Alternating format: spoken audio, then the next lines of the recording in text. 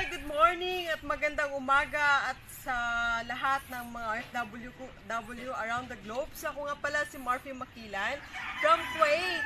So masasabi ko lang, I'm almost 10 years na rin po bilang OFW sa Kuwait. Pero in 10 years po yan, halos walang pagbabago.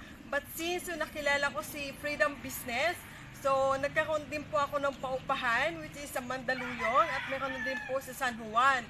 So it's proud to be na lahat ng kinikita ko po is napupunta po sa investment, hindi po sa luho or sa kung ano man.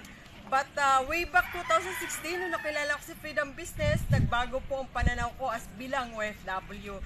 Na dati isang lakwatsera, pag day off, walang magawa sa kinikita, kundi luho dito, luho doon, tama na. But hindi pala sapat. So, nakilala ko si Freedom Business at ito po yung pagbabago sa aking buhay. So, patunay na katotohanan. So, meron po akong paupahan dito sa General Trias, Cavite. So, possible ka, Miss Real. So, ito po ay isang munting bahay lamang. Pero masasabi ko na akin at sa bandang huli, magiging patotoo sa akin na ito ay hindi isa lamang na panaginip, kundi isang katotohanan. So, ang masasabi ko lang sa mga kapwa kong OFW, nasaan ka man, nasaan ka masulok ng mundo, laban lang sa buhay na at the same time dapat tuldukan natin ang kahirapan sa Pilipinas.